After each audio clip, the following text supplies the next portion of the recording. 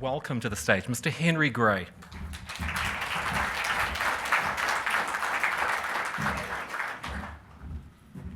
Okay, so I'm very conscious of the fact that speakers after lunch normally have the hard gig, and mine was made harder because off the back of Teresa.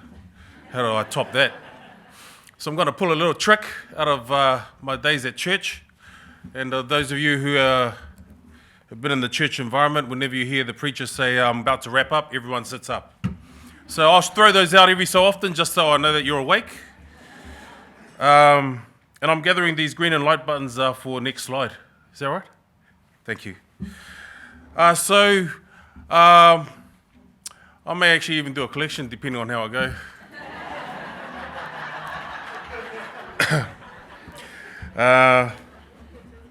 So success is a habit, and so is failure. This is probably the only interactive question I'm going to ask. Can I have a show of hands of who currently either is working in a contact center or runs a contact center? Show of hands? Okay. It's going to be even harder. Okay, so I guess just a real brief plug on who I work for. HRV. In 2003, a couple of Kiwi entrepreneurs along the lines of the number 8 wire recognised the need in New Zealand homes in terms of damp conditions, mouldy conditions. It's very much front and centre in terms of society today. They recognised the need and they set up HRV back in 2003, and I've got to apologise because I've suffered for a little bit from those damp conditions. I've been battling a cold all weekend. So every now and then if I sneeze or cough, then I'm really advertising our company. I told my employer I'm really putting it out on the line today. Before I carry on, though, I recognise that I've been to a few conferences, and I've always gone to a conference and I've been like one of those judges from X Factor. And I think the way they first start off, no, they're not making it to the next round. And look, I just want to share with you for the next however time I've got, actually I just realised during the break there, what made it even worse was my watch stopped, so you might get me even longer than Teresa. I just realised with messages like these in conferences, I'm just pulling out my timer by the way,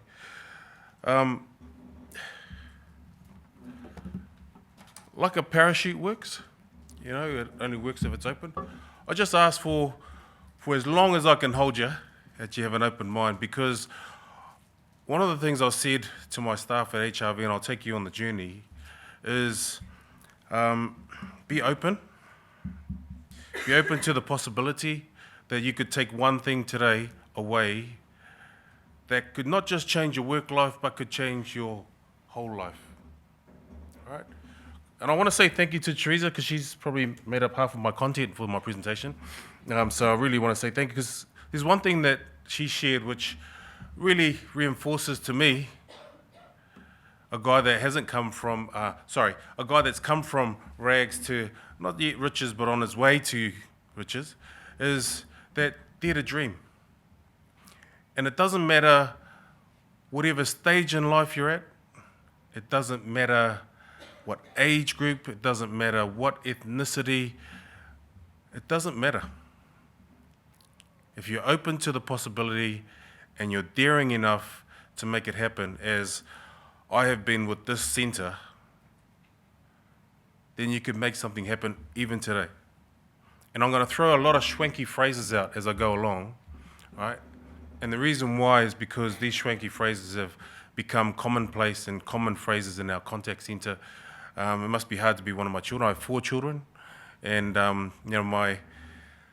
actually, by the way, just to let you know, I've got some slides. I often wander from the slides, so excuse me if I do, but it's a journey, and it's my presentation anyway. I'm about to wrap up. Oh, there you go, it works. So, where was I? In terms of success is a habit, so is failure. I often say to our guys in the centre, and I regularly say it, is that today could be the first day of the rest of your life. And they think, oh yeah, schwanky phrase, yeah, whatever. But I have, for the few lives that I've been able to impact, and my sense of purpose, as Teresa mentioned, my sense of purpose in life, it ranged actually. I thought I'd be a league star, and that was short-lived. Once I met my wife, she led me astray. Actually, no, she hasn't. You know, I'm a lot better for it, but I wasn't a good league player anyway. After we got married, she told me. I wanted to be many things. I wanted to be a CEO of a company. I wanted to be a worldwide speaker. I wanted to be the best father I could. I wanted to be the most popular guy. I wanted to be a lot of things. But then I found my sense of purpose. And that sense of purpose was I wanted to be someone who could effect change in other people so that for that moment and that time in their life, they realized that they had achieved something. All right? So stay with me in terms of the parachute.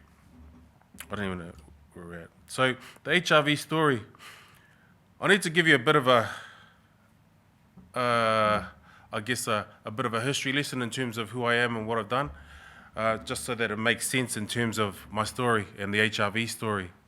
So October 2013, rubber meets the road. Prior to October 2013, I worked in a contact center which had all the bells and whistles, the Ferrari of contact center systems, etc.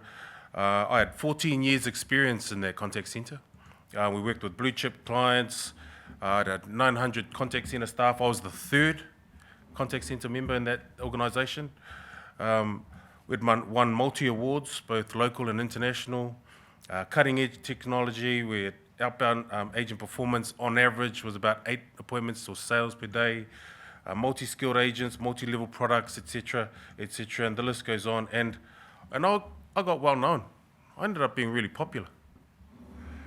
And that was big for me because I was normally a humble guy, you know, and all of a sudden I was walking places. And even today I met up with someone who I forgot that I'd worked with at this organization, and it wasn't until I saw their name tag, and I apologize because you'll know who the person will be going like, if he, actually I won't put him on the spot, but I was popular there, and I wasn't popular because I had an ego. I was popular because by default I was impacting on people's lives, and I didn't even realize it. I tried to shy away from it. All right. After 14 odd years, someone knocked on my door, and it really made me think. Someone knocked on my door and said, "Do you want to come and do what you do for HIV?" And I thought, I'm quite comfortable here. You know, I've got a lot of things going for me. I have a nice title. Titles don't really mean much anymore because I often get mistaken for security. You know, but I said no.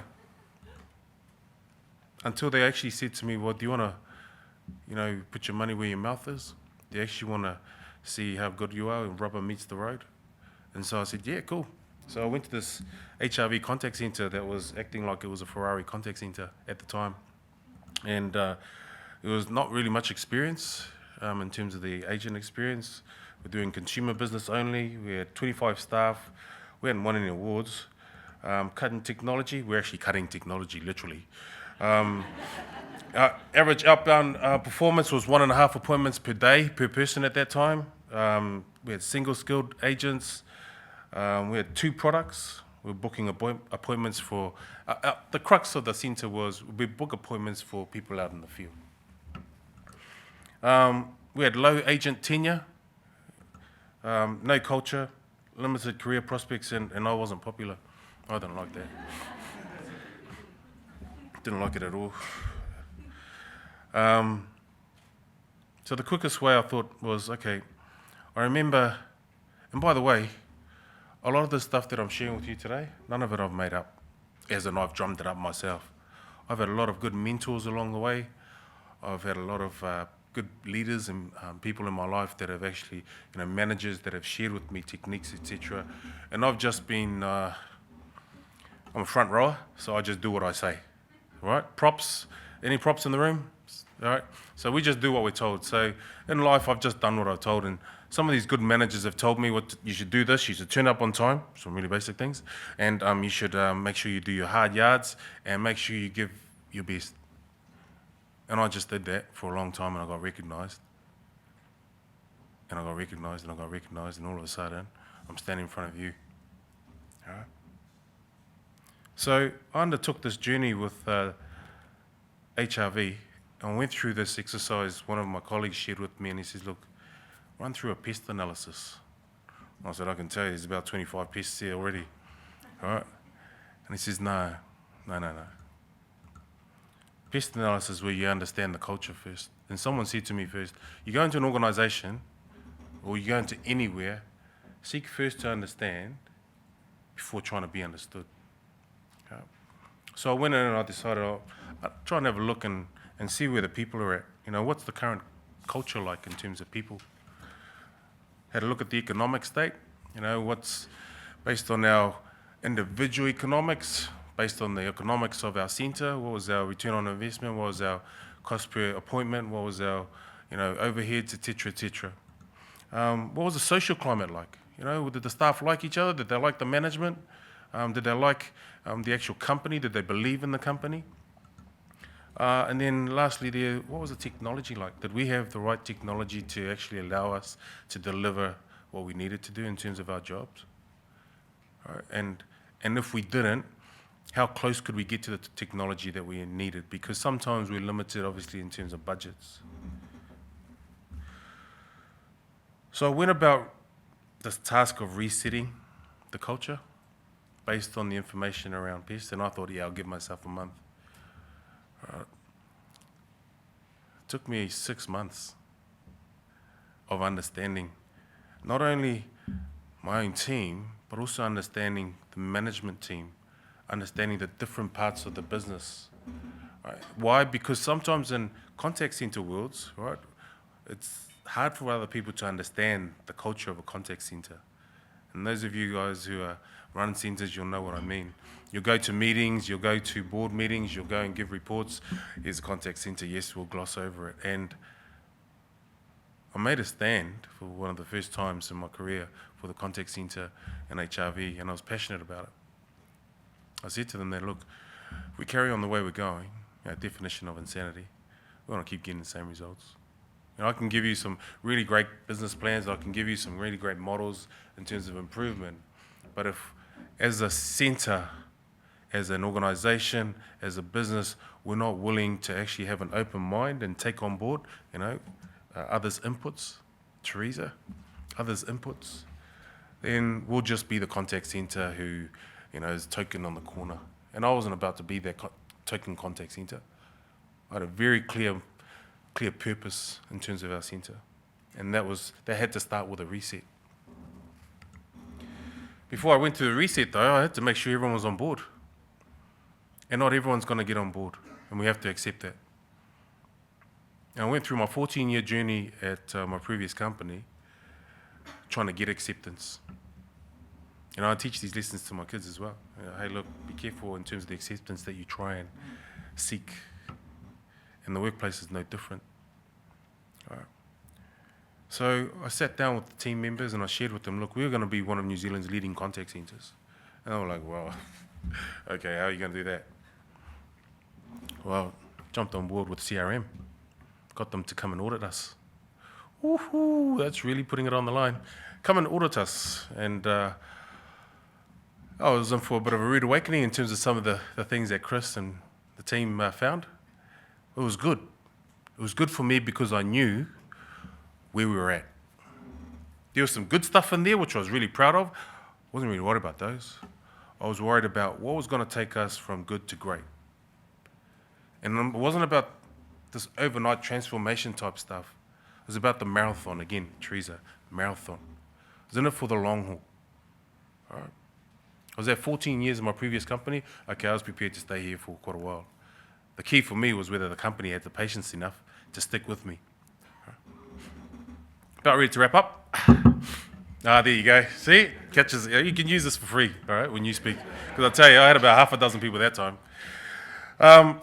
So we experienced some attrition because, you know, I recognised that not everyone was going to jump on board. All right.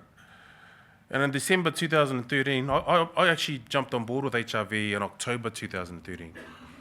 And in December 2013, I went down to 8 staff from 25. Pressure was on. But it was very clear with the management at that stage, this is where we're going. However, in terms of being open, and I say this with all respect to our leaders, right? Because I learned how not to manage, and I learned how to manage from the good leaders and also the bad leaders. And we had some people in our management who weren't quite open to the fact that, okay, there's some stuff in our contact center that I'm owning, and here's what we're owning. There's some stuff in our contact center which, unfortunately, I'm not going to do the finger thing and point, but I'm just going to say, this is the stuff that I can't own, but is affecting our business. As a business, we need to recognize what we're going to do with this. And that didn't please some people. I had daily, almost every 2 hours, conversations. My phone was going off. You guys aren't booking properly. This is not being done. I said, hang on, wait. I made it very clear. These are the business values. This is what we're doing to support that. If you're used to a business practice that is outside those business values, then let's have a chat in terms of the management realm, the board, whoever wants to have a chat, and let's make sure that we're happy as a company that we'll keep doing this practice, because otherwise I'm going to sit here in another month's time talking about the same results because the rest of the company hasn't decided to move forward. As a result of that, not just because of my conversation with that colleague of mine, the management team decided that every day, CEO, CFO, marketing manager, myself, and director of sales, and the director of strategy, every day, even today, 12:30, we get on a phone call, and we decided that we're going to align. We reset ourselves, and we were going to align. And we've done that every day for the last 2 years. And I'll talk to you more about the reality check. In winter 2014, I had 65 agents. I grew the business. And the reason why I grew it then because of I was still relatively new. And so we were into our peak business, peak time of the year in winter. And so they said, look, get as many staff as we can. Let's just book. And I was like, look, I'm not comfortable with that. I don't have any stats to support conversion rates, people that are training, speed to competency, all of that sort of stuff. I don't have any stats to support that that's the right move. Anyway, we had 65 people that were booking 160 appointments per day, just over 2 appointments per person. All right, we had improved slightly, but that was a lot of head count. That was a lot of cost related to that many staff. And I was walking a thin line back then. Dead man walking into boardrooms. Why? Because my cost was going through the roof, and our appointments, whilst they were up, our costs were up. Our quality was down because we were booking volume, because that was the key focus. All right. I had more attrition. I was just going through people like crazy because we were just saying, here, come and book. Can you book? Yeah, cool. Okay, well, here's the basic script, and we'll listen to some phone calls, and we'll see how you go at the end of a week. And we just had attrition after attrition after attrition. The differences I talked about in terms of the other departments I started having phone calls not every 2 hours, every hour. I started having meetings, people coming into my office saying, what's going on? This is going to stop. In 2014, in October, prior to I guess, a key part in our business then, we had a key moment in our business where the management decided that we're going to build up and we're going to actually put a stake in the ground. I had, prior to that, after my catch-up with CRM, decided that I was going to put a stake in the ground, that we're going to take ownership as a contact center. And I started coming out with these swanky phrases. Belief in why. Why did I come up with these swanky phrases? Because it was really important. I was going to ask my team, my management team, my agents, my team leaders, my direct marketing managers, I was going to ask them to actually, I want to ask you guys to come with me on a journey. I want to ask for 1%, 2%, 3%, 4%, 5% improvement in the different areas of our business. We're going to look and we're going to pull apart our business, and we're going to have a look at the areas that we can control and improve. And so I said to them that our success is going to be based on habits. If we do the little things habitually, we will get there. I introduced the results of the pest analysis, and I was met with resistance. I had some people who were hesitant, some people who didn't even believe it. All right? And some of those people have turned and changed, and they've become a lot better. You know, I've got one of those that earlier in my journey, I had a direct marketing manager who, I didn't even know she was a direct marketing manager when I started. I had a meeting with all the direct marketing managers. I had 5 of them in my room. Had a look at my report, and I said, I've got 6 direct marketing managers. And they said, oh, this person, she doesn't come into our meetings. She's outside. She runs the team. And I said, oh, okay, well, let's stop the meeting. I've got 6 on my books. I want 6 people in my meeting. So they called her in, quiet, meek, and mild. I'll fast forward the journey. She's now our head trainer, our head quality person. She has improved our quality results dramatically because we've given her some ownership, and she's bought into success as a habit. The rest of that management team are all gone. All right. They decided that it wasn't for them, and that's okay. I've accepted that. Yeah. Teresa mentioned it earlier on. All right, trust. People won't hear what you say, they'll hear what you do. And it was very important for our management team that, that whatever we were saying in the contact centre, we were actually practicing it.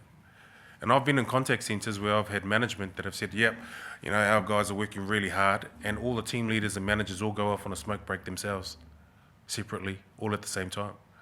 And they do that regularly.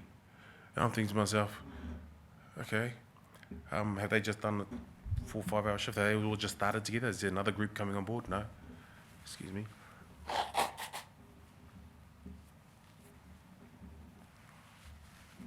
So I question. Why? I question because trust is one of the hardest things to earn in a contact centre, in any workplace, even with your peers and your colleagues. All right? You may think you have trust, but unless you're willing to have the hard conversations, the run to the fire conversations I talk about, it becomes really hard. And it's important that we then start being honest with ourselves as a leadership team, etc., etc. And so as our leadership team, we decided, okay, we're going to be honest.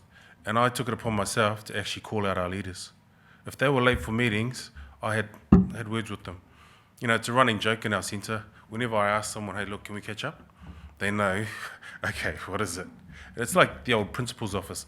And that's where being big, black and bald comes handy, right? Because whenever anyone in our centre arrives late, they know full well, hey, in our centre it's not acceptable. It is not acceptable. Real basic, fundamental part of working life, but you'd be amazed at how much, time you lose in a contact centre when you have 10 or 15 people late by 5 minutes, added up, productivity out the window. All right. So it was important that I was able to that I was prepared to call out our leaders. Give them a reason why. Why was I calling them out? All right. Particularly with my leadership group, and even now with our agents. All right. It's really important to tell them why. And I tell my leadership group, hey, look, you know what? Long term, the big dreams I have for us is a centre of excellence. I want us to be a centre of excellence. Why? Because by default, you will start to develop your own careers that will be bigger than HRV. My colleagues might not like this, but it's not failed me. If we can grow people that become bigger and better and have bigger opportunities elsewhere, that's great. It's great because it means that we've developed a centre of excellence. But if we become people who go, I want to hold on to you because there's no one else who can do your job, that's a risk. I want to question that. It's a risk. What are we doing to develop? And so I gave them a reason why. There's a study done, all right? I do read sometimes. There's a study done, and there's a book called The Power of Persuasion. And there's a study done in Harvard, and people will do 66% of the time, people will do what you ask them just as a request. If you tell them why, that lifts to 95%. And in our centre, it's really important that our people understand why. And it's really important. Why? Because if you just take yourself off the phones for 5 minutes, right, you add that up over a week, all right, adds up. If you actually take longer to actually, in terms of wrap up, and real basic fundamental stuff, right? But this is the stuff that's actually caused us to turn around our performance dramatically over the last 2 years. Really dramatic. All right. We've given them reasons why, and we've given them reports that tell them blank. And I tell them, hey, look, here's a report, guys. Look, just have a look. You tell me what that's saying. And they do that old quiet blank, and I said, look, sorry, I'm in here with you. I need you to talk to me about it. You tell me. What is that saying? Oh, it's saying that I'm not making enough calls. And I say, well, I don't know, are you? Because that's saying no. You might be making some calls, but they're not being logged. Oh, no, not making enough calls. Okay, is that consistent with what we bought into? Is it consistent with what we bought into? And they say, well, some of them go quiet, some of them go blank. What have I bought? And I say, we've bought into success as a habit. Success means that you got to make the X number of calls. Success for our centre means that conversion rate needs to be at this amount. Success means that presentability or quality needs to be at this amount. Please tell me that I'm wrong if I've got this wrong. And often, very often, and I'm open to if they tell me that if I'm wrong, and it does happen. But there's a transformation that occurs. And if that transformation doesn't occur once, twice, or 3 times, then I share with them, hey, look, maybe this might not be right. And have that honest conversation. And I ask my leadership team to have those honest conversations, because if they don't, we're off track. By 1 degree, we're off track. And that's the difference between a conversion rate or not. And if you want to talk conversion rates, I did an exercise with our sales team. And all I said was, if we increased our conversion rate, this is only pertinent to my contact center, I told them, if we convert our conversion rate, if anything else remains the same, and we increase our conversion rate by 3% in terms of our appointments, we'd double the number of appointments we make at the end of the month. All right, and I took one person down that exercise, and I said, here's your number of appointments. If I doubled your appointments at the end of a week, at the end of a month, all right, at the end of the year, just for you alone, we'd have an increase of 125K revenue. The why. Now, don't get caught up in the nuts and bolts because you can't understand it. It's pertinent to my business. But the key there was the little improvement, the commitment to the little improvement. A penny drop for them. Success is a habit. I had a person in my leadership team who was telling me that they were doing things, and I had a look at reports and they were saying otherwise. I was like, oh, okay. Can you just tell me what's going on here? They gave me some answers which sort of made sense, and I thought, okay, well, let's monitor it next week. Monitored it the following week. All of a sudden, I realized, no, it's inconsistent. Gave them an opportunity to turn it around. 1 more week, inconsistent. Success is a habit, but so is failure. And what they allowed themselves to do was take their foot off the pedal and say, you know what, my report, it's okay, it's not actually what it was, but they gave me some really good stories. And some really good stories, and I'm not after good stories, right? I'm after facts and figures, and I'm after improvement. And all I said to them was, look, does it sound like a really good story? I'm not after good stories, because we've got lives that we're responsible for. Our sole focus in this room as leadership is to help those guys out there get commission. And we do that under these parameters. And again, when you do this and you're big, black and bald, you get a lot more weight, all right? You do, trust me, because I have my girls on my team who go, how do you do it? And I'm like, I don't know, you might want to shave your head, maybe grow a few pounds, I don't know. Taking them through the course of what it means to be sincere in your messaging. But the point is, when you have these conversations with your people and you keep it really simple, and our message is success is a habit, but so is failure, and calling it out, it drops, the penny drops.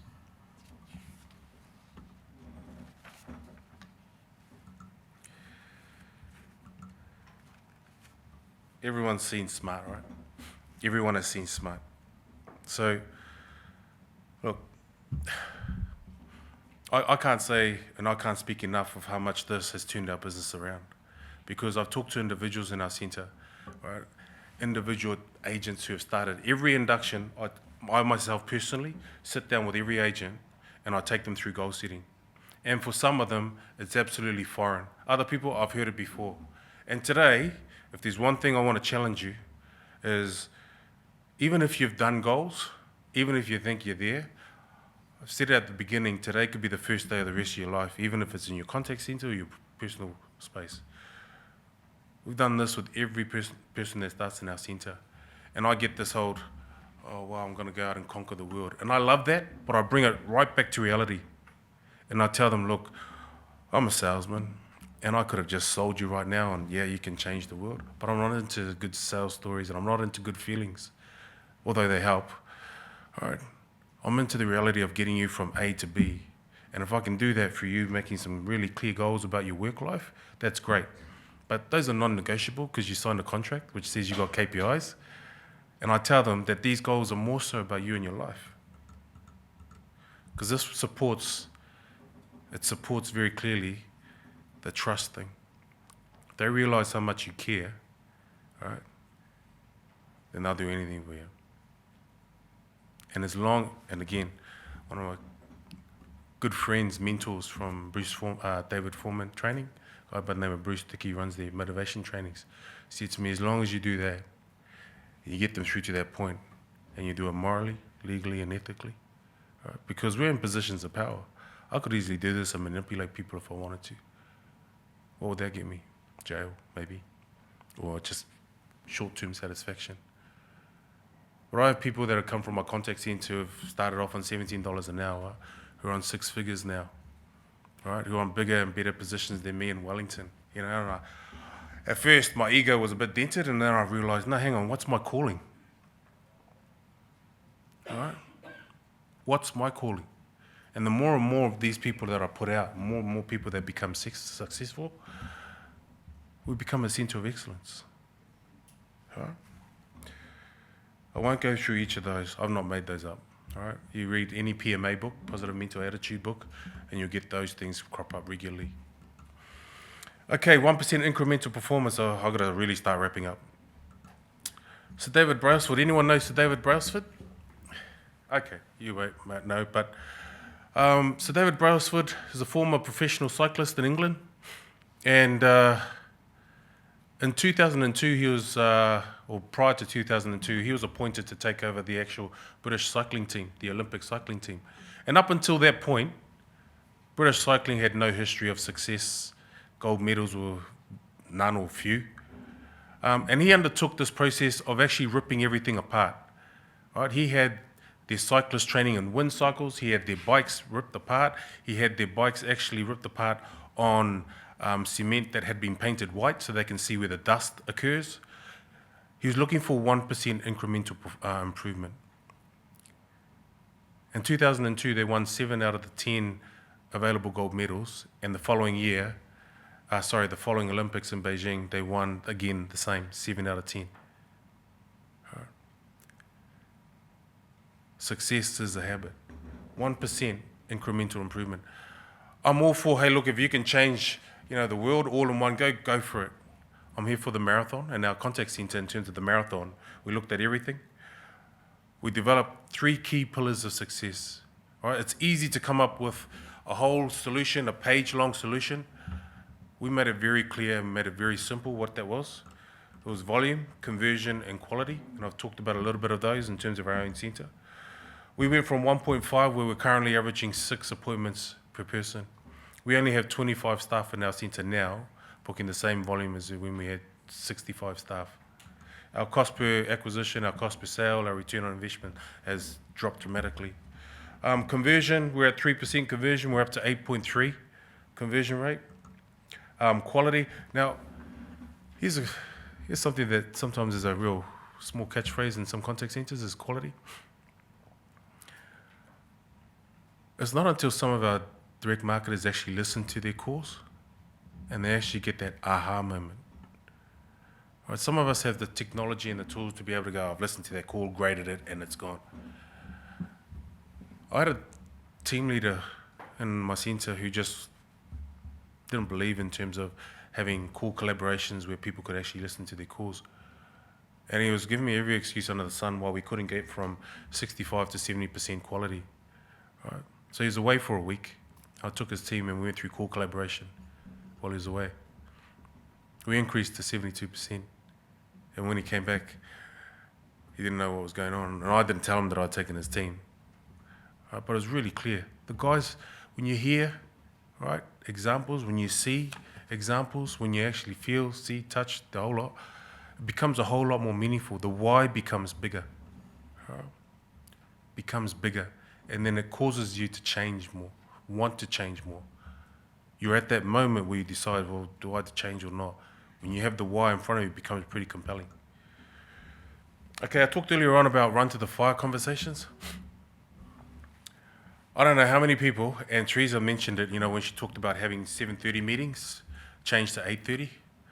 I myself have been part and parcel to people who have also said similar things, and we all have it.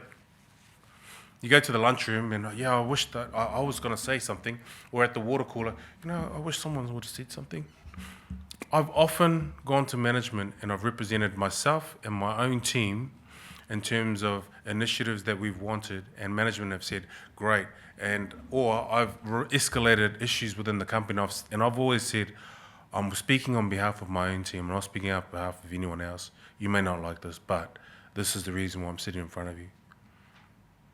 All right? And that all comes from a sense of purpose. And if you have a fear about that, then just make sure you're in check with your sense of purpose, because that becomes your why. It absolutely becomes your why. So run to the fire conversations with your staff, with your management, with yourself, because honesty, trust, compliance, clarity, loyalty, you're going to have to get uncomfortable. I'm also a member of my son's sports club, and not purposely, but people see me and they turn around and they walk the other way. And the only reason why they actually come and see me is if they want me to escalate a problem, right? They turn around and walk the other way, because I'll tell them, hey, look, I saw your game last week and I wasn't particularly happy with the way the conduct was on the side of the field. You know full well what our rules are. It's the truth.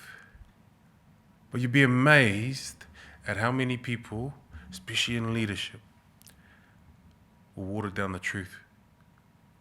And sometimes 1% incremental improvement relies on that courage. All right. It leads to avoidance. If you don't have those conversations, it leads to ongoing no loyalty. Unclear, non-compliant, no trust, dishonest, the whole lot. So that phrase that I started with, success is a habit, so is a failure, is actually made famous by Aristotle. We are what we repeatedly do. Excellence, therefore, is not an act, but a habit.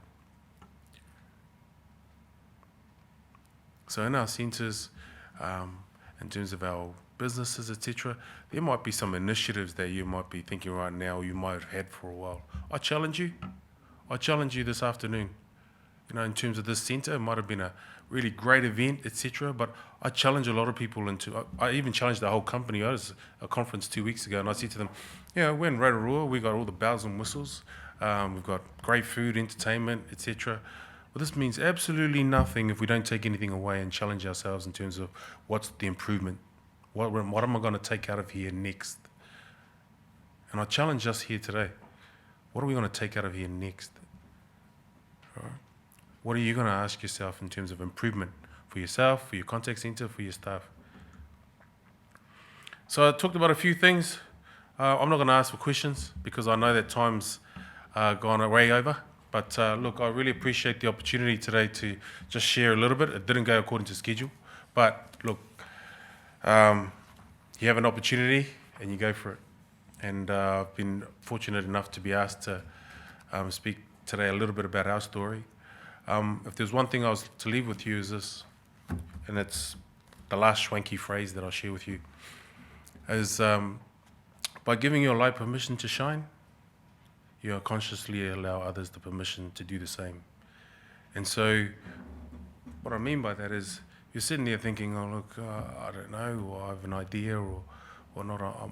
I might be a little bit too young, or I might be a little bit too old, or I'm a guy, I'm a girl. It's dominated by guys, it's dominated by girls. If you give yourself permission to shine, and I've got a colleague in this room right now who's given themselves permission to shine, and I've seen them shine over the last year and a half, create their own business off the ground, right, through adversity, etc. They've just given a whole lot of other people encouragement. You know, it's really important because, as you can tell, I'm very passionate about this whole process of success as a habit, and so is failure. But at the same time, for me, I'm not after, feel-good sessions. I'm after practical stuff that you can take away to your own centre and go, you know what, there's one person that I think in this next year is going to be the next team leader, the next agent. Or it might be that we need to actually approach management because this isn't working, and having that. Success is a habit, so is failure. Thank you very much.